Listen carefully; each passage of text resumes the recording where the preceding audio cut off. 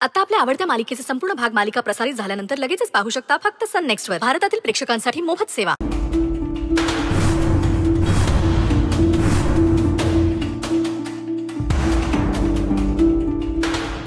शकुंतला मावशी, तुम्हाला बरं वाटत नाहीये का? हा, मलाही असंच वाटतंय. तुम्ही काळजी करू नका साहेब, मी ठीक आहे. ती काही सांगत नसली ना तरी मी सांगते ना, ती 4 दिवसापासून आजारी आहे. अहो, तुम्ही आजारी आहात तर कामावर यायची काय गरज होती? सुट्टी घेऊन आराम करायचा होता ना. मी सांगतोय म्हणून आताच्या आता सुट्टी घ्यायची आणि ताबडतोब डॉक्टरांकडे जायचं, ठीक आहे? नाही साहेब, असं सुट्टी बिट्टी घेऊन आराम करून आमच्यासारख्या गरीबाला नाही परवडणार. आणि असं सतत जर मी सुट्टी घेतली तर माझे दिवस नाही भरणार. आणि साहेब, माझ्या मुलाला कॅन्सर आहे, त्याच्यावर उपचार कसे करणार मम्मी? काय, तुमच्या मुलाला कॅन्सर आहे? हो साहेब. मग तुम्ही मला आधी का नाही सांगितलं? नाही सर, तुम्ही याआधी पण आमच्यासाठी खूप काही केलंय. आता कुठलीही अडचण सांगावीशी वाटत नाही. यापुढे असा कुठलाही विचार मनात आणायचा नाही. मावशी, मी तुमच्यासाठी काही करत असेल ना तर ते उपकारापोटी नाही करत आहे. तुम्ही सगळे माझे फॅमिली मेंबर्स असल्यामुळे हे मी माझं कर्तव्य समजतो. एनिवे, तुमच्या मुलावर आजच्या आज उपचार सुरू होतील आणि त्याचा सगळा खर्च आदिशक्ती ग्रुप ऑफ इंडस्ट्रीज घेणार आहे. आणि मनू, या केसमध्ये प्लीज पर्सनल लक्ष घालशील? हो दादा. दादा, तुझ्या अशा वागण्यामुळे तू माणूस म्हणून तर मला आवडतोसच, पण माझा भाऊ म्हणून मला तुझा खूप अभिमान वाटतो. आणि आम्हाला पण. म्हणूनच मी माझ्या नातवाचं नाव तुमच्या नावावरून ठेवलंय, राघव.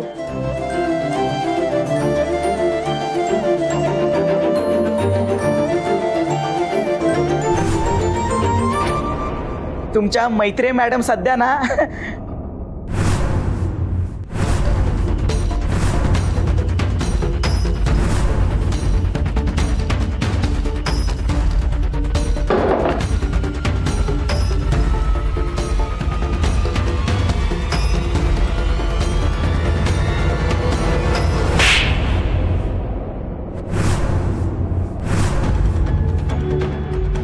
ज्या जागेवर बसला होतास ती जागा माझ्यासाठी खूप पवित्र आहे.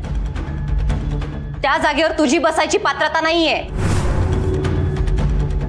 काय झालं? खोटं वाटतंय, सगळं काही खोटं वाटतंय. तू बरी झालीस हे खोटं वाटतंय, तू माझ्या कानाखाली मारलीस हे खोटं वाटतंय. आणि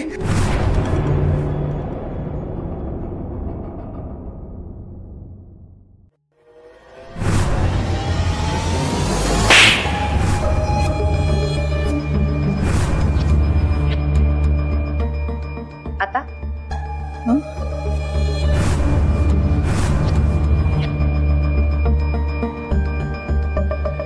ज्या जागेवर तू बसला होतास त्या जागेवर आधी कोण बसायचं माहितीये तुला?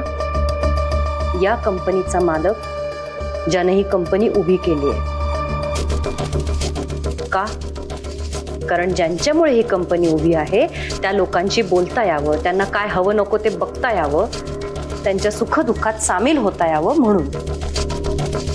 आणि या सगळ्या मागे हीच भावना होती. तू काय केलंस? पैशांसाठी आपल्याच कामगारांची फसवणूक केलीस.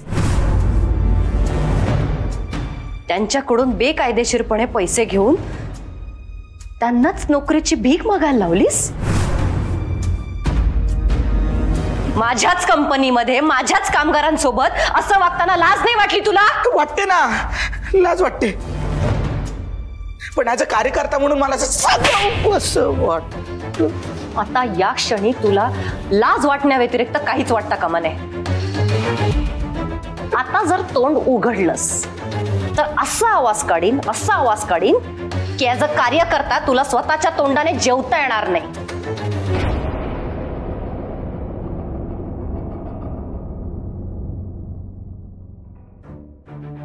मिस्टर शिवकुमार.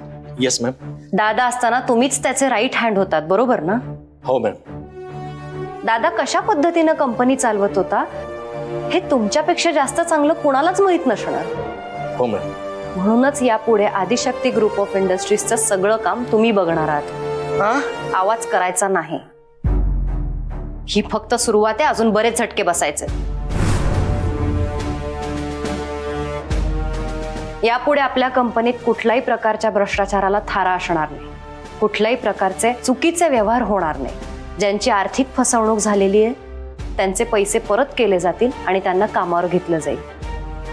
कोणाच्याही वशिल्याऐवजी ज्यांची पात्रता आहे त्यांनाच कामावर ठेवलं जाईल. ही कंपनी काही दिवसात मला अशी दिसायला हवी जी दादा असताना होती. हो मॅम. गुड. माझं काय, ऍज अ कार्यकर्ता म्हणून माझं ऑफिसरचं पद पण निघून गेलंय. आता मी काय करायचं? मगाशीच सांगितलं ना, प्रत्येकाला त्याच्या पात्रतेप्रमाणेच काम मिळणार. यापुढे याच ऑफिसमध्ये झाडलोट आणि साफसफाईचं काम करणार आहेस तू. कसं शक्य आहे? म्हणजे प्रिन्स बॉसचा राईट हँड मी आणि असलं काम करणार? नाही नाही नाही, शक्यच नाही.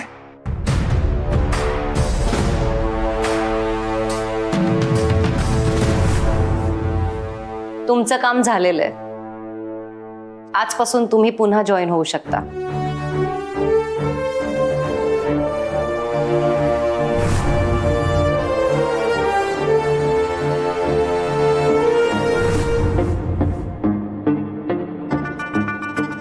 मॅम,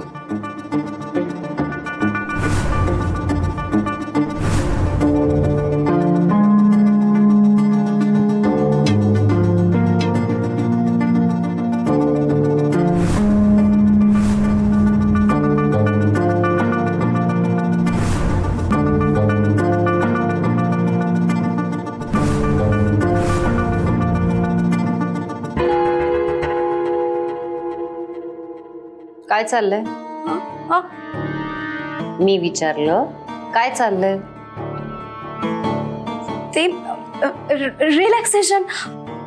अगं खूप हेक्टिक शेड्यूल होतं आज. जस्ट काम संपलंय म्हणून डान्स करून थोडं रिलॅक्स करत होते स्वतःला. तुझं काम संपलं असलं तरी शाळा अजून सुटलेली नाहीये. ऑफिस आज मध्ये तुझ्यासारख्या जबाबदार व्यक्तीने असं नाचगाणं करणं शोभतं? माझ्या वडिलांनी आणि दादाने घाम गाळून या शाळेचं वैभव उभं केलंय. तुझ्यासारखं ते नाचगाणं करत राहिले असते तर या शाळेच्या राज्यभर शाखा झाल्या नसत्या. अगं वहिनी, तू शाळेबद्दल काय बोलत राहिलीयस? खरं तर मला तुझ्याबद्दल बोलायचंय. तुला असं पाहून ना असं वाटतंय की माझी आधीची वहिनीच परत आलीये. खरंच वहिनी, तुझ्यात हा बदल झालेला बघून ना मला खूप बरं वाटतंय. मला बघून तुला बरं वाटत असलं तरी आता मी जे काही बोलणार आहे ते ऐकून तुला बरं वाटणार नाही. म्हणजे नक्की काय बोलायचंय तुला?